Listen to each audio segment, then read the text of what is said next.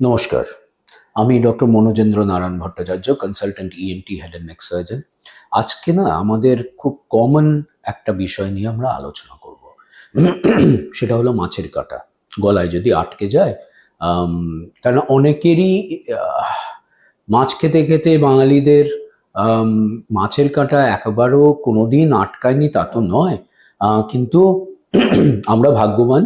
বেশিরভাগ ক্ষেত্রেই বাঙালিরা জানে কি করে মাছ খেতে হয়, সেই জন্য মাছের কাঁটা খুব একটা আটকায় না। আর যদিও বা আটকায় কোনোভাবে নানাবিধ ওই বাড়ির কিছু নিয়ম কানুন আছে, কলা গিলে খাও, ভাতের ডালা গিলে খাও, এরকম কিছু করতে করতে দেখা যায় কাঁটাটা চলে যায়। কিন্তু তাও কিছু কিছু ক্ষেত্রে মাছের কাঁটা আটকে যায়। তো আজকে এই মাছের কাঁটা যদি গলায় আটকে যায়, এইটা নিয়ে কিছু আমরা আলোচনা করব। প্রথম আলোচনাটা হলো আমি অনেক সময় পেশেন্ট দেখি যে যাদের গলায় একটা ব্যথা হচ্ছে, এসে চেম্বারে এসে নিয়ে বসে প্রথম কথাই যখন আমি জিজ্ঞাসা করি কি অসুবিধা হচ্ছে, উনি বললেন গলায় একটা ব্যথা হচ্ছে, জানেন তো 2 মাস আগে একটা কাঁটা না এখানটাতে লেগেছিল। তো মানে এই কথাটা ওঠানোর কারণটা হচ্ছে যে ওনারা ভাবেন সেই কাঁটা রয়ে গেছে। 2 মাস তো আমি কম বললাম, এমনও আসেন 1 বছর আগে এই দিকটায় ওইখানটাতে কাঁটা লেগেছিল, সেইটা আর বেরোয়নি, তার মানে কাঁটাটা রয়ে গেছে। 2 বছর আগে, এরকম বলতেই থাকেন ওনারা অনেকে। কাঁটা হচ্ছে একটি জৈবিক জিনিস, বায়োলজিক্যাল প্রোডাক্ট মাছের কাঁটা। আপনারা ভাবুন না যে এমনিতে কোনো কাঁটা যদি চামড়ায় কোথাও বিঁধে থাকে, কয়েকটা দিন থাকলে পরে ওখানটাতে কি হয়, ফুলে যায়, লাল হয়ে যায়, পুঁজ হয়ে যায়, হয় কি না? তো গলার মধ্যে কাঁটা কি বছরের পর বছর ওরকম ফুটে থাকতে পারে? থাকতে পারে না। এটা গেল 1 নম্বর। 2 নম্বর হলো যে, তবে এটাও ঠিক যে কাঁটা আটকে রয়েছে, দিন সাতেক ধরে আটকে রয়েছে, এরকমও কিন্তু আমরা দেখি, সেটা হয়। কিন্তু আমি বলছি যে বেশ কিছু মাস, মাঝখানে সময়টা ঠিক ছিল, আবার ব্যথা আরম্ভ হলো, তা হতে পারে না। কাঁটা যদি গলায় ফুটে থাকেই, তাহলে কয়েকটা জিনিস হবেই। এক হলো যতবার সে ঢোক গিলতে যাবে ততবার কিন্তু তার একটা অস্বস্তি হবে, কারণ কাঁটাটা তো রয়েছে। কি কি অস্বস্তি হতে পারে? একটা খোঁচা লাগা, ব্যথা লাগা, এটা হতে পারে। কিংবা একটা যেন ঢোক গিলতে যাচ্ছি, ওখানটায় যেন কিছু একটা আটকে আছে, এরকম একটা। এবং সেটা প্রতিবার ঢোকের সঙ্গেই হবে না, মাঝে মধ্যে হচ্ছে মাঝে মধ্যে হচ্ছে না, সেটা তো হতে পারে না, কাঁটাটা তো রয়ে গেছে ওখানে। তো তাহলে প্রতিবার ঢোকের সঙ্গে তো এটা হতেই হবে।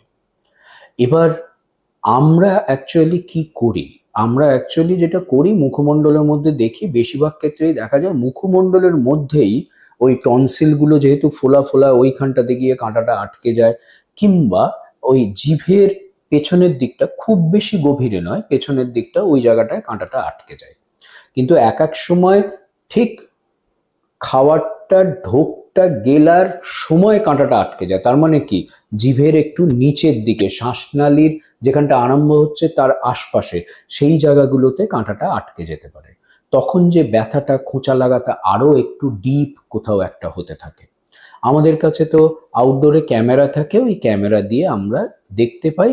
কাঁটাটা যদি আমরা দেখতে পাই, তাহলে পরে সেইটা বার করে নেওয়ার যে ইনস্ট্রুমেন্ট, নানাবিধ ইনস্ট্রুমেন্ট আছে, ওটা দিয়ে বের করে দেওয়া যায়।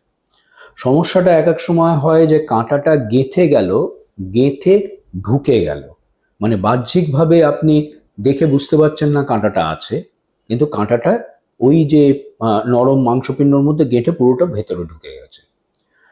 এইসব ক্ষেত্রে ব্যথাটা তো হয়ই, কিন্তু দেখা যায় না। আবার ধরুন কাঁটাটা গেঁথে ছিল, গেঁথে নিয়ে তারপরে ওটা ওখান থেকে আলগা হয়ে বেরিয়ে গেল, কিন্তু ওই যে খোঁচাটা লাগিয়ে দিয়ে গেল, সেটার জন্যও কিন্তু একটা ব্যথা কিংবা আমার কাঁটা রয়ে গেছে এরকম একটা অনুভূতি কয়েকদিনের জন্য রয়ে যায়। তো এইসব ক্ষেত্রে আমাদের এইসব জায়গাগুলোতেই আমাদের কাছে কিন্তু কিছুটা চ্যালেঞ্জিং, যে কাঁটাটাকে তো দেখতে পাচ্ছি না, আমরা ক্যামেরা দিয়েও দেখতে পাচ্ছি না। তো যদি খোঁচা দিয়ে কাঁটাটা চলে যায়, তাহলে খোঁচার দাগটা আমরা দেখতে পাই। হ্যাঁ, অবশ্যই এটা যেদিন হয়েছে সেদিন আসতে হবে, কিংবা বড় জোর তার পরের দিন আসতে হবে। তারপরে যদি দেরি করে আসেন তাহলে ওই জায়গাটা ভরাট হয়ে যায়, আমরা বুঝতে পারি না। আর যদি কেউ বেশ কয়েকদিন পরেও বলছেন যে না আমার ব্যথা হচ্ছেই, আমার খাওয়ার গিলতে অসুবিধা হচ্ছে, কিংবা তার এবার আস্তে আস্তে জ্বরও আসা আরম্ভ হচ্ছে, কারণ যেটা বললাম জৈবিক জিনিস, কাঁটাটা রয়ে গেছে ওখানটাতে, একটা প্রদাহ হচ্ছে, হয়তো অল্প বিস্তর পুঁজ জমা হচ্ছে, জ্বরও আসছে, সেসব ক্ষেত্রে আমরা যদি না দেখতে পাই ক্যামেরা দিয়ে, তখন কিন্তু আমরা আবার ওই ছবির দিকে যাই। সেটা সিটি স্ক্যান হতে পারে, সেটা এক্স রে হতে পারে, যেটা যে আমাদের বেশি ভালো মনে হয় সেই রকম আমরা দেখতে থাকি। এবং দেখে যদি কাঁটাটাকে আমরা দেখতে পাই, যেহেতু কাঁটার মধ্যে ক্যালসিয়াম থাকে, তাহলে সেটা কিন্তু এই ছবিগুলোতে আমাদের কাঁটাটাকে দেখা যায়। তো কাঁটাটাকে দেখে নিয়ে যদি যেখানটাতে থাকে সেইখানটার থেকে বের করে দেওয়া যায়। এবার যদি ওটা সামনের দিকে থাকে তাহলে অনেক সময় লোকাল কিছু আউটডোর এই স্প্রে করে দিলাম, যেটাতে ওই জায়গাটাতে অবশ হয়ে গেল, করে নিয়ে ওটাকে বের করে দেওয়া যায়।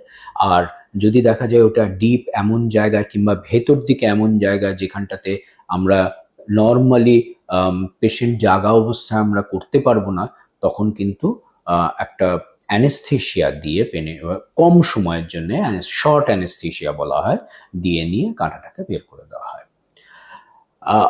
আর একটা চ্যালেঞ্জিং সিচুয়েশন হয়, অসুবিধা হয় যখন বাচ্চাদের গলায় কাঁটা ফোটে, কেননা বাচ্চারা এমনিতেই যখন আসে আউটডোরে, তো তখন তো একটু ভয়ভীত হয়েই আসে, তার উপরে যদি গলার মধ্যে কাঁটা থাকে তাহলে একটা ব্যথা নিয়েও আসে।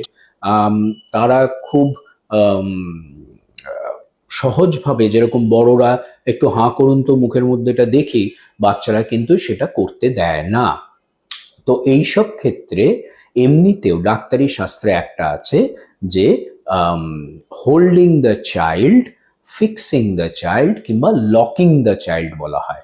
এই বাচ্চাকে একটা ধরার কায়দা আছে।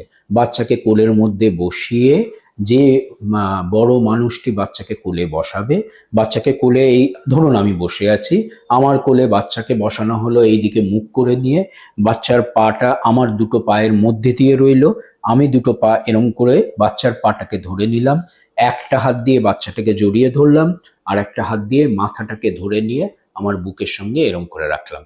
এটাকে বলা হয় লকিং দ্য চাইল্ড। এই লকিং দ্য চাইল্ড হলে বাচ্চা আর নড়তে পারে না, তখন ডাক্তারবাবু মুখের মধ্যে দেখতে পারেন। এটা কিন্তু খালি কাঁটার ক্ষেত্রেই বলছি না।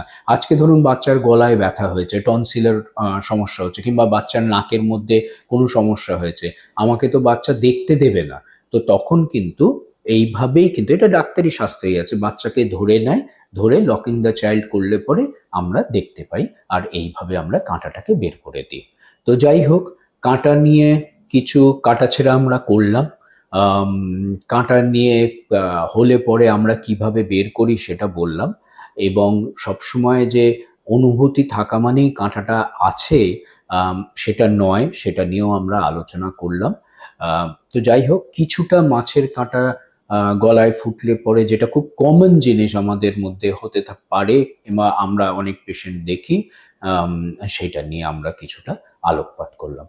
ভালো থাকবেন, সুস্থ থাকবেন, মাছ কিন্তু খেতেই থাকবেন। নমস্কার।